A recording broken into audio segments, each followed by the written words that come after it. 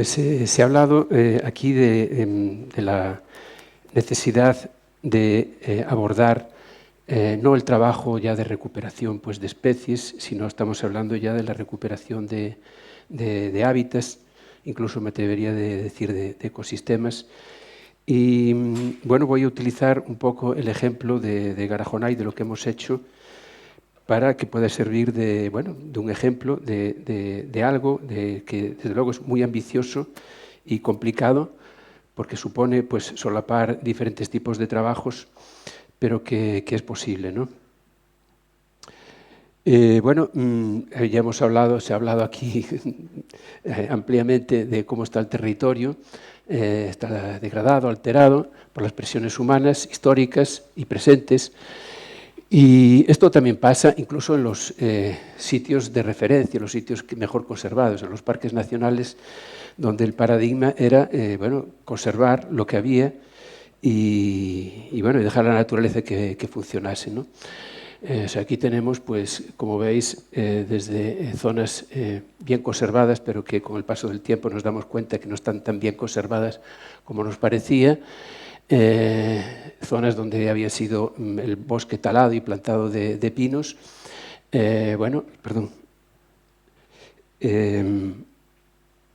una enorme cantidad de especies que están muy mal, están ausentes o están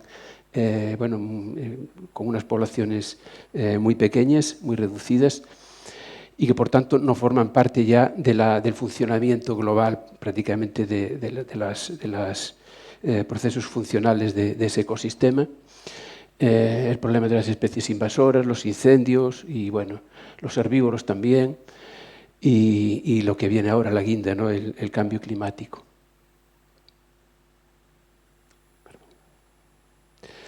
Bueno, entonces, efectivamente, ya no basta con conservar, hay que proteger y restaurar lo que se ha perdido.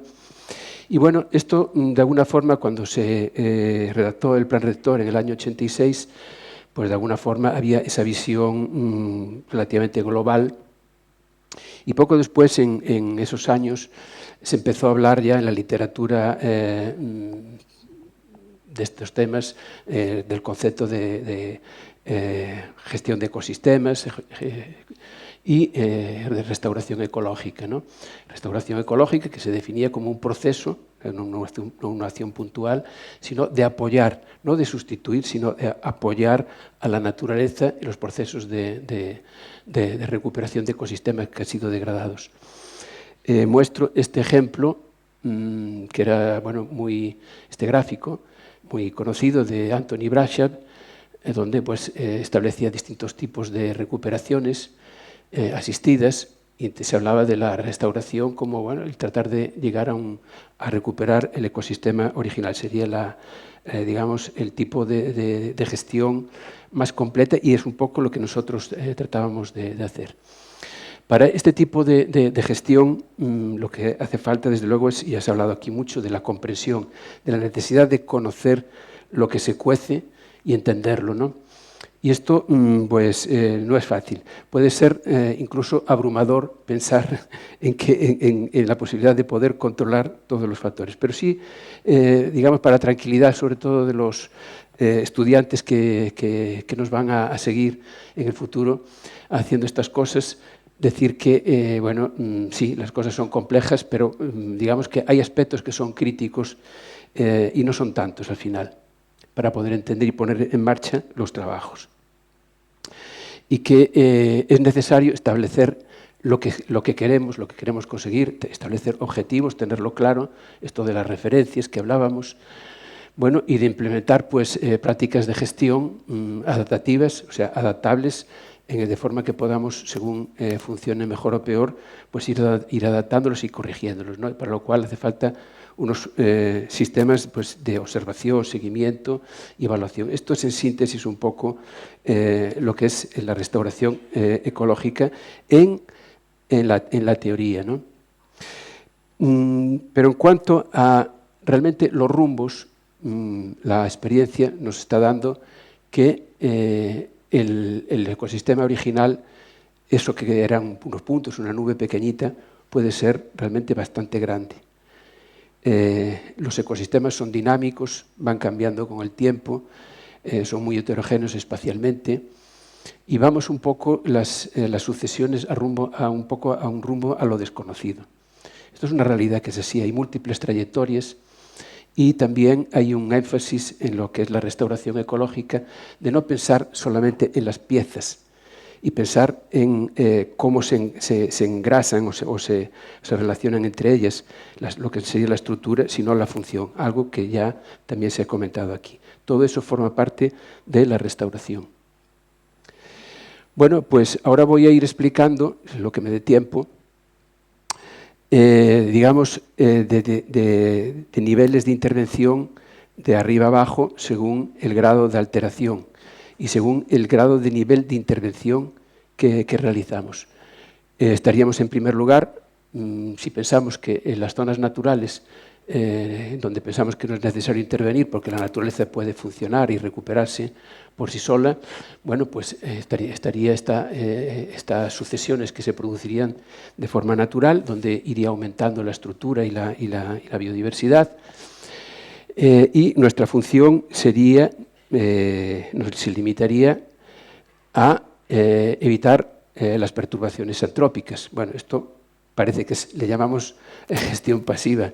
Realmente no es tan pasiva, es algo muy complicado llegar a evitar estas perturbaciones, sea explotación, fuego, herbivoría, invasiones, ¿no? Y bueno, los resultados que nos han dado en los estudios de monitoreo que explicó muy bien mi compañero Luis Gómez, que se instaló también ASUN, estuvo en aquel momento en el inicio de este proyecto tan increíble, creo yo.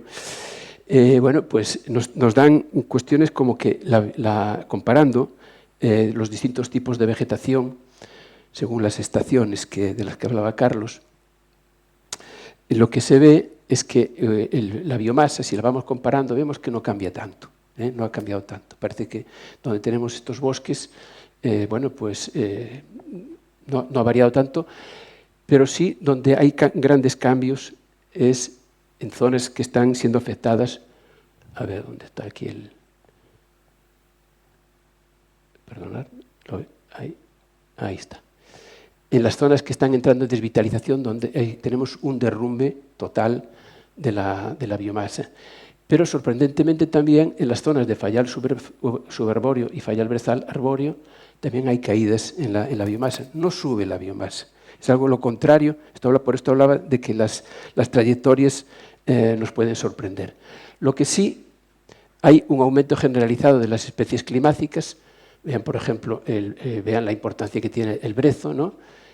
Bueno, pues vemos cómo va bajando normalmente de un inventario a otro, o la falla, ¿no?, en favor de las especies de sombra.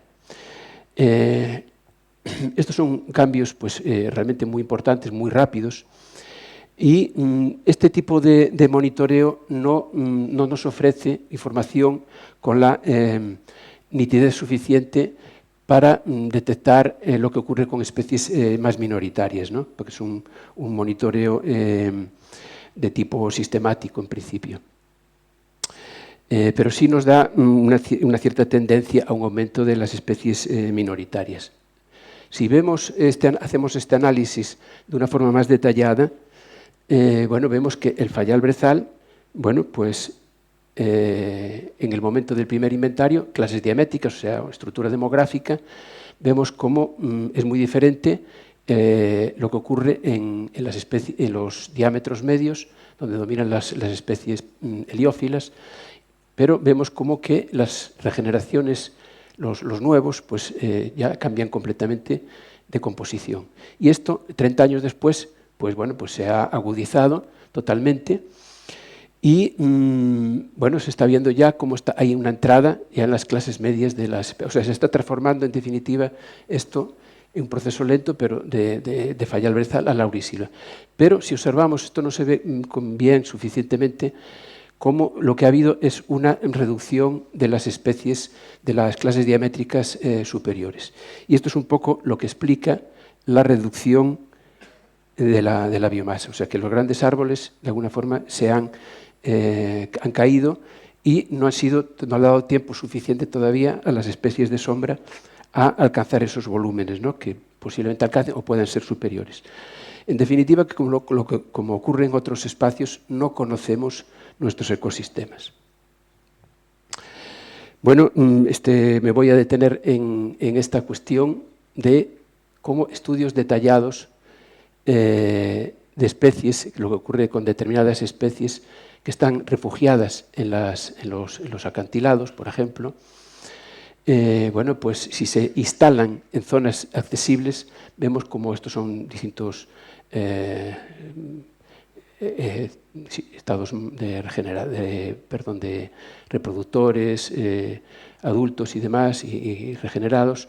Bueno, vemos cómo si tienen acceso, en algunos casos, en el caso del Caris perrauderiana, que es una especie muy apetecible, como incluso con densidades de ovejas que aparecen por allí de forma esporádica, basta una oveja en 1 kilómetro cuadrado o en 2 kilómetros cuadrados para que detecten estas especies más palatales y se las carguen. Esto es algo pues, muy llamativo. Y otra cuestión respecto a las especies minoritarias, pongo el ejemplo del cedro o de la verdenia. Vemos que, efectivamente, estudiándolas ya de una forma más localizada, no con estos inventarios sistemáticos, vemos una tendencia hacia el aumento, o sea, mayor número de individuos en las clases jóvenes. Pero lo que sí vemos también es que la distribución espacial de estas especies, de los regenerados, viven muy agrupadas, no tienen una gran capacidad de dispersión. Esto lo que aconseja es el ir hacia sistemas de gestión que sin modificar y hacer intervenciones duras, pues sí se puedan ir enriqueciendo mediante gestión, mediante introducción o promoción, como comentaba Carlos, ¿no?, donde si tienes varias especies competitivas, pues eliminar las especies más normales y favorecer las especies más raras, ¿no? Y esto es lo que se hace dentro de zonas maduras o en el caso de que estemos en una situación de gran competencia, pues crear pequeños claros donde se favorece pues, especies que están surgiendo como plántulas o bien instalándolas, ¿no? Esto, en definitiva, es un sistema de nucleación, de crear focos de dispersión, como se comentaba también en alguna otra intervención, ¿no? En el caso de las especies amenazadas, bueno, pues son ejemplos de nucleación, ¿no? En el caso de la Euphorbia mellifera, por ejemplo, una gestión de un hábitat, simplemente una poda y una corta de algunos árboles favorece y de forma muy rápida el pasar de un individuo o 2 individuos a cientos de individuos. Pero cuidado, porque después de tantísimos años de hacer estas actuaciones, después de 25 años casi, solamente tenemos 14 individuos reproductores. En el caso de que hayamos creado una población mediante plantación, bueno, pues el llegar a conseguirse reproductores y que tengan capacidad para reproducirse, se consigue, en este caso, con ejemplares con 15 años de posterior. O sea que esto lleva varios proyectos live para poder. Esto necesita, por tanto, continuidad. Esto es un trabajo muy minucioso. Migraciones asistidas también. Esto, cuando empezamos a hacerlo, bueno, pues esto era tabú, no se podía hacer. Durísimo conseguir permisos de coger material fuera. Pero ya veríamos el problema, el cambio climático, poblaciones que se están quedando fuera de sitio. Y bueno, esto lo hemos hecho con varias especies de fuera del parque, muy afectadas además por ganado, y como pues, en algunos casos pues, enseguida empiezan a regenerar. Y haciéndolo además en zonas, por ejemplo, combinado con la traslocación con la eliminación de especies exóticas, en este caso la tunera. Y bueno, pues al final tenemos grandes avances con creación de esos núcleos y focos de futuros de colonización que, bueno, pues vamos a ver cómo funcionarán en el futuro. También existe otro nivel de intervención pues mucho más intenso en zonas ya con los hábitats no naturales, sino hábitats, en este caso, cubiertos de especies exóticas, donde se eliminan, pero se hace, y esto es muy importante de cara a cómo se hacen en otros espacios, ¿no? Utilizar estos espacios que quedan vacíos para introducir las especies que no recolonizan fácilmente, porque no están presentes apenas, son muy raras, ¿no? Y esto lo estamos haciendo con un grupo importante de especies amenazadas, pero también de especies raras. Bueno, esto que voy a explicar se utiliza en el caso, o sea, saben que en Canarias dominan las especies de fallal berzal, las comunidades de fallal berzal de nueva colonización, y que tienen grandes problemas por su alta inflamabilidad. Y bueno, pues en las zonas limítrofes con el parque, con el exterior del parque, lo que hacemos son este tipo de resalveos, algo muy habitual, algo conocido entre los forestales, a veces con enriquecimiento, ¿no? Y esto, pues bueno, vemos cómo se consiguen estructuras, se cambia la estructura completamente, pues se concentra, se eliminan todas las clases inferiores y se consigue también una mejora en la composición aumentando las especies de frondosas, que son mucho más menos inflamables, ¿no? Con además el crecimiento de los árboles de futuro pues mucho más rápido que lo que haría normalmente, incluso mejorando la precipitación penetrante, ¿no?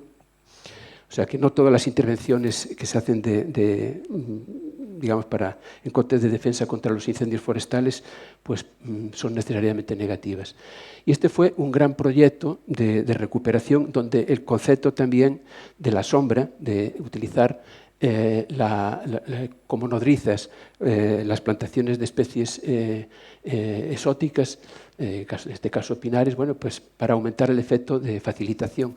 Yo lo llamo facilitación, servicios, Carlos, y donde pues también se consigue esto, incluso combinándolo con trabajos de recuperación de aquellas especies raras bueno, esto se ha logrado pues unos cambios muy importantes y esto ya por último, pues estos trabajos a partir del incendio del 2012, bueno, pues de trabajar también con este concepto de efecto de facilitación del matorral. El matorral debe concebirse como un aliado para estas intervenciones. Y bueno, pues de cara un poco a cerrar mi intervención y viendo los alumnos que hay aquí, gente joven que nos va a sustituir a los viejos, pues decirles que, bueno, que hay un gran reto por delante, que se animen a entrar en este mundo, que es difícil, no lo van a tener fácil, y que de cara a las administraciones el pedir, desde luego, que existan los medios necesarios y sobre todo la continuidad, porque esto es fundamental, más allá de todos los conceptos científicos que haya. Necesitamos, los trabajos se hacen con gente, necesitamos aliados y necesitamos buenos profesionales. Necesitamos continuidad para que estos trabajos, que son a largo plazo, puedan desarrollarse con éxito.